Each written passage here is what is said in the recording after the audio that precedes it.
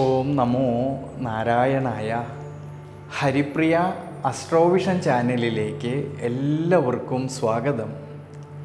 ആദ്യമായിട്ടാണ് നമ്മുടെ വീഡിയോ കാണുന്നതെങ്കിൽ സബ്സ്ക്രൈബ് ചെയ്യുവാനും ഷെയർ ചെയ്യുവാനും മറക്കരുത്. കൂടാതെ ജാതക സംബന്ധമായിട്ട് എന്തെങ്കിലും സംശയം തോന്നുന്ന പക്ഷം എൻ്റെ ഈ വാട്സപ്പ് നമ്പറിൽ ബന്ധപ്പെട്ടോളൂ. ഞാനിവിടെ പറയുന്നത് പൂയം നക്ഷത്രത്തിൽ ജനിച്ചവരുടെ ജൂലൈ മാസത്തെ ഗുണദോഷ ഫലങ്ങളെക്കുറിച്ചാണ്. വ്യക്തിബന്ധങ്ങൾക്കും കൂടാതെ സുഹൃത്ത് ബന്ധങ്ങൾക്കും വളരെയധികം പ്രാധാന്യം കൊടുക്കുന്നവരും അസാമാന്യമായിട്ടുള്ള ബുദ്ധി കൂർമ്മതയുള്ളവരുമായിട്ടുള്ള ഈ പൂയം നക്ഷത്രക്കാർക്ക് ഈ ജൂലൈ മാസത്തിൽ നിരവധിയായിട്ടുള്ള നേട്ടങ്ങൾക്ക് സാധ്യത കാണുന്ന സമയം കൂടിയാണ്. ജന്മരാശിയിലാണെങ്കിൽ ദേവഗുരുവായിട്ടുള്ള സർവേശ്വരകാരകനായിരിക്കുന്ന വ്യാഴം ഉച്ചബലത്തോടു കൂടിയിട്ട് ജന്മരാശിയിൽ നിൽക്കുന്നത് കൊണ്ട് ആരോഗ്യസ്ഥിതി പൊതുവെ തൃപ്തികരമായിട്ട് കാണുന്നുണ്ട്. എന്നാലോ അഷ്ടമഭാവത്തിൽ രാഹുവിൻ്റേതായ സാന്നിധ്യം നിലനിൽക്കുന്നത് കൊണ്ട് ജീവിതാനുഷ്ഠാനങ്ങളിൽ യാത്രകളിൽ കുറച്ചൊക്കെ ഒന്ന് ശ്രദ്ധിക്കണം.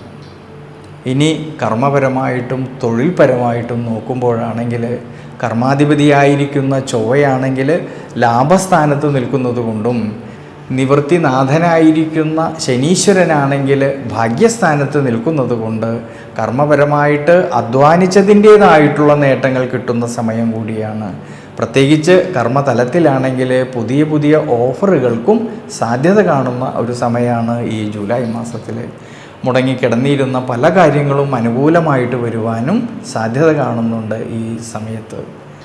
പ്രത്യേകിച്ച് കുടുംബത്തിലാണെങ്കിലും കുടുംബ ബന്ധങ്ങളിലാണെങ്കിലും ഭാര്യാഭർത്തൃ ബന്ധങ്ങളിലാണെങ്കിലും സന്താനഭാവങ്ങളിലും എല്ലാം തന്നെ അഭിവൃദ്ധിക്കും മനസ്സന്തോഷത്തിനും ഐശ്വര്യത്തിനും ശ്രേയസ്സിനുമെല്ലാം സാധ്യത കാണുന്നുണ്ട് ഈ ജൂലൈ മാസത്തിൽ.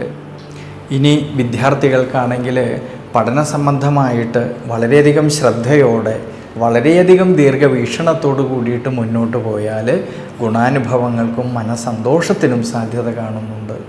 5ാം ഭാവാധിപതി ലാഭസ്ഥാനത്ത് നിന്നുകൊണ്ട് 5ാം ഭാവത്തേക്ക് തന്നെ നോക്കുന്നതും സർവേശ്വരകാരകനായിരിക്കുന്ന വ്യാഴത്തിൻ്റെ ദൃഷ്ടിയാണെങ്കിൽ 5ാം ഭാവത്തേക്ക് വരുന്നത് കൊണ്ട് വിദ്യാർത്ഥികളിലെ പഠന സംബന്ധമായിട്ട് ഗുണാനുഭവങ്ങൾക്ക് സാധ്യത കാണുന്നുണ്ട്.